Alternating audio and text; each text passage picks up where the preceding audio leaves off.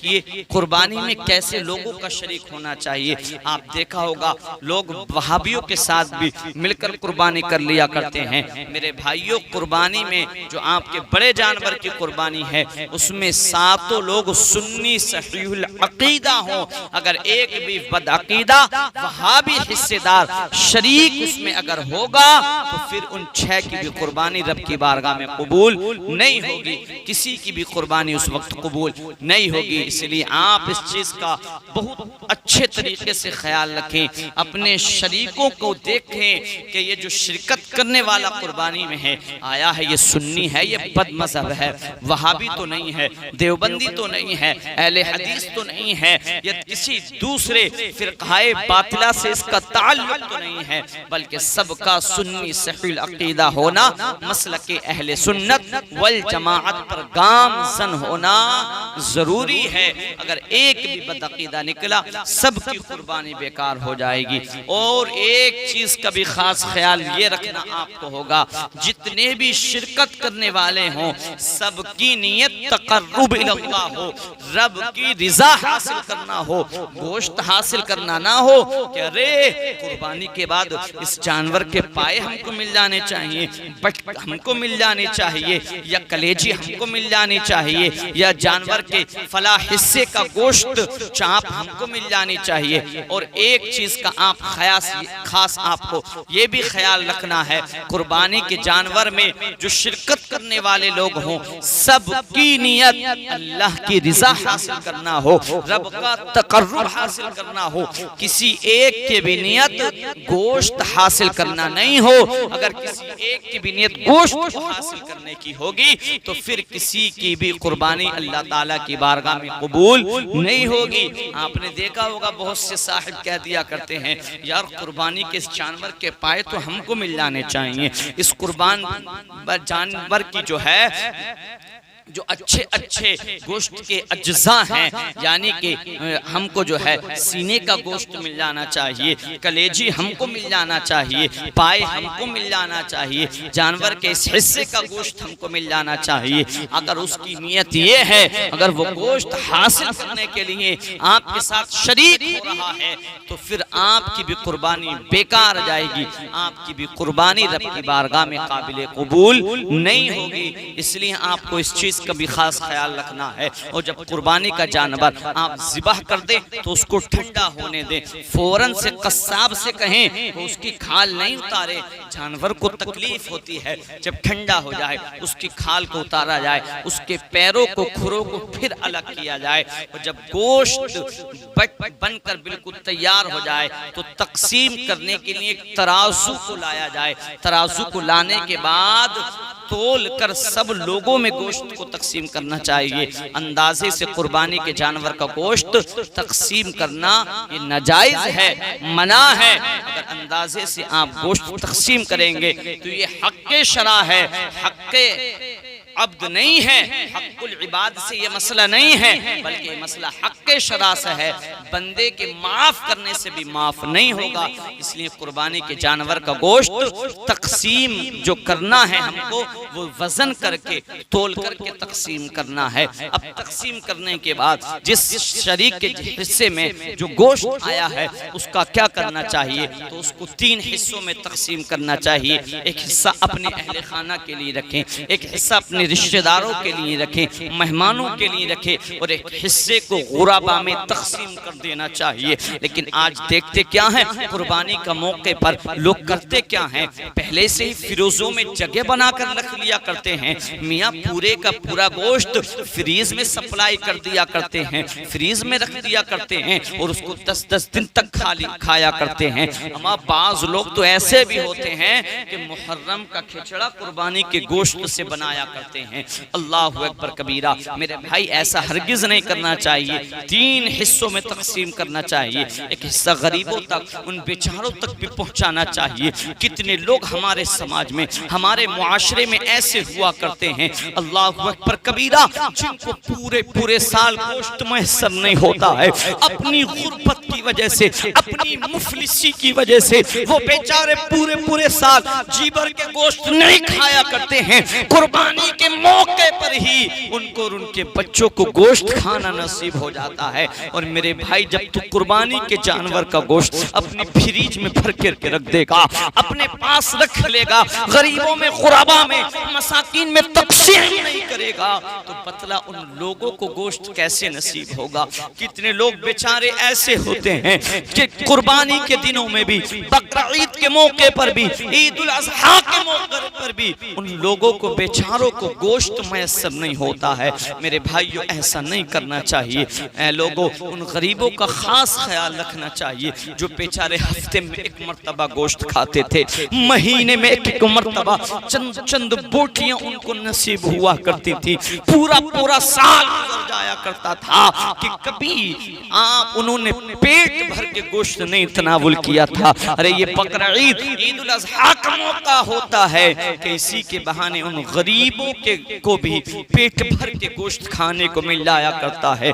हमने पढ़ा था एक सैयदा ज़ादी के बारे में, हजरत रबी इब्ने सुलेमान बयान फरमाते हैं कि मैंने देखा एक सैयदा ज़ादी है, एक मुर्दार के गोश्त को एक छुरी से काट रही है और काटने के बाद अपनी पोलोथीन में, अपने थैले में रख रही है। मैंने देखा है, अरे ये जानवर तो मुर्दार है, मुर्दार का गोश्त खाना इस्लाम के अंदर जायज नहीं है, ये खातून मुर्दार के गोश्त का क्या करेगी। हजरत रबी इब्ने सुलेमान कहते हैं, मैंने उस खातून का पीछा किया है, उस खातून के पीछे मैं चलता गया हूँ। मैंने देखा क्या है, वो दरवाजे पर पहुंची है, एक बहुत बड़ा सा वीरान सा घर है, दरवाजे पर दस्तक दी है, अंदर से आवाज आई है, कौन है? कहती है वो खातून कहती है, अरे मैं वही आपकी वालिदा हूँ जो अभी आपसे रुखसती लेकर के मैं आपसे गई थी। अल्लाहु अकबर कबीरा। अंदर पहुंची है, अपनी बेटियों को गोश्त दिया है, गोश्त देने के बाद कहा है, ऐ मेरी प्यारी बेटियों, इसी गोश्त को पका लो, पकाने के बाद इसी गोश्त को तनावुल करके अल्लाहु अकबर कबीरा अपने पेट को, शिकम को सेर कर लो। अल्लाह अल्लाह। हजरत रबी इब्ने सुलेमान कहते हैं, जब मैंने इतना देखा, मैंने आवाज दी है, खातून अल्लाह से डर, अल्लाह से डर। तुझको मालूम नहीं है कि मुर्दार का गोश्त खाना जायज नहीं है, मुर्दार का गोश्त खाना इस्लाम के अंदर हराम है, मुसलमान के लिए जायज नहीं है वो किसी मुर्दार का गोश्त खाए। हजरत रबी इब्ने सुलेमान ने जब इतना कहा है, वो खातून कहती है, हाँ मैं भी जानती हूँ, मुझको भी ये मसला मालूम है, लेकिन मेरे शोहर का इंतकाल हो चुका है, चंद माह गुजर चुके हैं मेरे शोहर को इंतकाल किए हुए, मीरास में कुछ पैसा छोड़ा था, वो पैसा भी खर्च हो चुका है। मेरा शोहर बहुत नेक था, वो चाहता था कि अपने जैसे ही अपनी बेटियों के लिए नेक लोगों का रिश्ता तलाश करे, तलाश करने के बाद उनका निकाह कर दे, उनकी रुखसती अपने घर की दहलीज से कर दे। लेकिन वो बेचारा इस अरमान को, इस ख्वाब को पूरा नहीं कर सका, उसका पहले ही इंतकाल हो चुका है, और जो पैसा बतौर मीरास उसने छोड़ा था वो खत्म हो चुका है। 4 दिन हो चुके हैं, मेरी बच्चियां भूख से तड़प रही हैं, मेरी बच्चियां भूख से परेशान हैं, इसलिए मुझसे अपनी बच्चियों का भूख से रहना नहीं गवारा किया गया, मुझसे बर्दाश्त नहीं हुआ। अल्लाहु अकबर कबीरा। इसलिए आप तो जानते हैं कि जब ऐसी हालत पहुंच जाए, बंदा हालत इस्तिरारी में आ जाए, तो उस वक्त मुर्दार का गोश्त खाना भी जायज हो जाता है। कुर्बानी के मौके पर कुर्बानी के गोश्त को गरीबों में नहीं पहुंचाने वालों, मसाकिन में तकसीम नहीं करने वालों, अपने घर पर कुर्बानी का गोश्त रख के फ्रीज में भर के 10-10 दिन, 20-20 दिन खाने वालों, इन गरीबों के बारे में भी ख्याल कर लिया करो, उन गरीबों के बारे में सोच लिया करो जिन बेचारों को एक माह तक गोश्त देखना तक मैसर नहीं होता है, खाना तो दूर की बात है, एक हफ्ता उनको गोश्त देखे हुए गुजर जाया करता है। हजरत रबी इब्ने सुलेमान कहते हैं, मैं हज के इरादे से कूफे आया हुआ था, मैंने हज को जाना कैंसिल किया है, मुंतकिल अपने इरादे को किया है, मुलतवी किया है, तब्दील किया है, अपने साथियों से कहा है मेरे साथियों जाओ आप हज के लिए चले जाओ, मेरा सलाम भी मुस्तफ़ा की बारगाह में अर्ज कर देना। और कहते हैं हजरत रबी इब्ने सुलेमान 600 दिरहम मेरे पास थे, उन 100 दिरहम का मैंने आटा खरीदा है। खरीदने के बाद 500 दिरहम उस आटे में रखे हैं, रखने के बाद उस गरीब खातून को दे दिए हैं, उस सैयदा सादी को दे दिए हैं। देने के बाद कहा है ऐ सैयदा सादी मेरे लिए दुआ कर देना, अल्लाह मेरी परेशानियों को आसान फरमाए, मेरी मुश्किलात को आसान फरमाए। इतना कहने के बाद हजरत रबी इब्ने सुलेमान कहते हैं मैं उसी कूफे में ठहर गया हूँ कि जैसे मेरे साथी को काफिला आएगा उनका इस्तकबाल करने के लिए जाऊंगा। अब काफिला हज से वापस आया है, रबी इब्ने सुलेमान भी उनका इस्तकबाल करने के लिए पहुंचे हैं। अल्लाहु अकबर कबीरा। हजरत रबी इब्ने सुलेमान ने इस्तकबाल किया है और दुआ दी है अल्लाह तुम्हारे हज को कबूल फरमाए। लोगों ने बड़ी अजीब सी निगाह से हजरत रबी इब्ने सुलेमान को देखा है और वो कहते हैं आप ये कैसी बातें कर रहे हैं, अल्लाह हमारे हज को तो कबूल फरमाए। ठीक है अच्छी बात है, अरे अल्लाह आपके भी तो हज को कबूल फरमाए। हजरत रबी इब्ने सुलेमान कहते हैं अरे मैं तो हज के लिए गया ही नहीं हूँ, आप ये कैसी बातें कर रहे हैं। तो एक शख्स उनमें का कहता है क्या तुम इस चीज का इनकार करोगे, तुमने सफा और मरवा के दरमियान हमारे साथ सई की थी, हमारे साथ चक्कर लगाए थे। तो दूसरा शख्स कहता है कि रबी इस चीज का भी इनकार कर दोगे, तुमने शैतान के कंकरी रमी जमरात हमारे साथ की थी। अल्लाहु अकबर कबीरा। हजरत रबी इब्ने सुलेमान इतना सुनते हैं तो एक शख्स काफिले वालों में कहता है कि रबी इब्ने सुलेमान तुम इस चीज का भी इनकार कर दोगे कि जब इस्तिहाम था और आका करीम सल्लल्लाहु ताला अलैहि वसल्लम के रोज़े अतहर की ज़ियारत करने के बाद, ज़ियारत से मुशर्रफ होने के बाद बाबे जिब्राइल से निकल रहे थे, आपका कांधा मेरे कांधे से टकराया था, टकराने के बाद आपकी जो थैली थी वो नीचे गिर गई थी, मैंने उठा करके रख ली थी, देखो ये वो तुम्हारी थैली ये मौजूद है। अल्लाहु अकबर कबीरा। रबी इब्ने सुलेमान ने उस थैली को लिया है, परेशान है, कहते मैंने तो कभी उस थैली को देखा ही नहीं था, घर जाके आराम करने गए हैं, सोए हैं, तकदीर छागी है, खुद तो सोए थे, नसीबा जागा था, आका करीम तशरीफ लाए हैं। तशरीफ लाने के बाद मुस्तफ़ा फरमाते हैं रबी इब्ने सुलेमान तुम जब हज के जाने का इरादा रखते थे, तुमने हमारी बेटी को, हमारी लख्ते जिगर को हज पर ना जाकर अपने तमाम जो 600 दिरहम आपके पास थे, हमारी 600 दिरहम हमारी बेटी को तुमने अता कर दिए थे। हमको तुम्हारी ये अदा इतनी पसंद आई है, हमारे रब को तुम्हारी ये अदा इतनी पसंद आई है कि अल्लाह ताला ने एक फरिश्ता मुकर्रर फरमा दिया था जो तुम्हारी जानिब से हज कर रहा था। सुभान अल्लाह। और सुनो रबी इब्ने सुलेमान,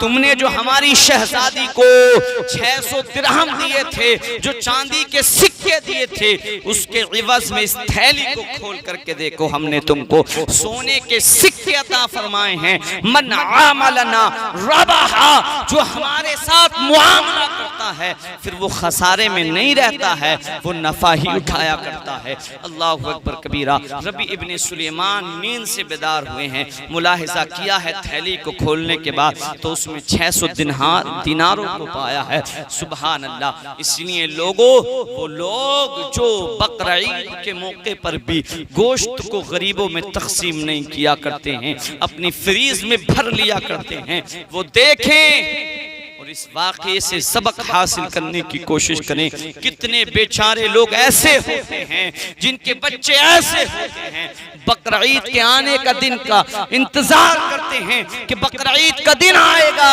कोई ना कोई हमारी बस्ती वाला, हमारे महल्ले वाला, हमारा रिश्तेदार, हमारा अजीज, हमारा चाहने वाला हमारे घर भी गोश्त को पहुंचाएगा। एक मुद्दत हो चुकी है पेट भर के गोश्त से खाना खाए हुए, आज बकरा ईद के मौके पर इसके सदक़े से हम भी गोश्त से पेट भर के खाना तनावुल कर लेंगे। अल्लाहु अकबर कबीरा। इसलिए भाइयों, इस चीज़ का भी आपको ख़ास ख्याल रखना है। और एक अहम बात मैं आपको बतलाना चाहता हूँ, 3 शख्स ऐसे भी हैं जिनकी अल्लाह ताला कुर्बानी को कबूल नहीं किया करता है। ऐसे भी वो लोग हैं चाहे वो कितनी कुर्बानियां क्यों ना कर लें, उनमें एक शख्स माँ बाप का नाफरमान है, जो माँ बाप का दिल दुखाने वाला होगा, माँ बाप को परेशान करने वाला होगा। अल्लाह ताला ऐसे की कुर्बानी को उसके मुंह पर मार देगा।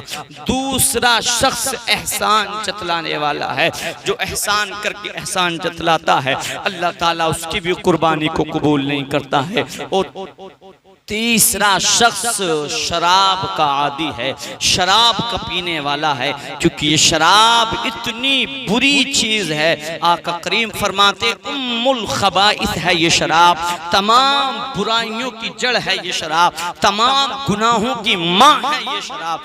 इसलिए जो शख्स शराब का आदी है, शराब पीने वाला है, अल्लाह रब्बुल इज्जत उसकी भी कुर्बानी को, अरे वो एक कुर्बानी नहीं, अगर 1000 कुर्बानी भी करेगा, अगर उससे उसके माँ बाप नाराज हैं तो अल्लाह ताला उसकी तमाम कुर्बानियों के उसके मुंह पर मार देगा। अगर कोई शख्स एहसान करके एहसान जताता है, अगर वो 1000 कुर्बानी भी करेगा, अल्लाह ताला उसकी कुर्बानियों को उसके चेहरे पर मार देगा। अगर कोई शख्स शराब का आदी है, कितनी कुर्बानी क्यों ना वो करे, अगर वो शराब का आदी है, अल्लाह ताला उसकी कुर्बानियों को भी उसके चेहरे पर मार देगा।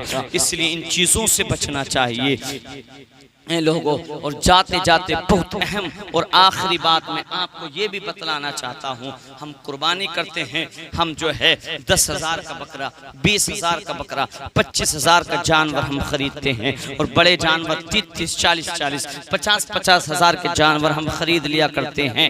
और कसाब की जो उजरत होती है, वो उजरत भी हम उसको मुकम्मल अदा कर दिया करते हैं। लेकिन अफसोस होता है जो इमाम साहब हमारी कुर्बानी करते हैं, जो इमाम साहब हमारे लिए दुआ करते हैं और हमारी कुर्बानी की दुआ भी पढ़ते हैं, हमारे जानवर को हलाल भी करते हैं, ज़िबाह भी करते हैं, अफसोस कि हम उनको 100 से 200 रुपये देते हुए हमारे चेहरा जो है उतर जाया करता है, हम परेशान हो जाया करते हैं।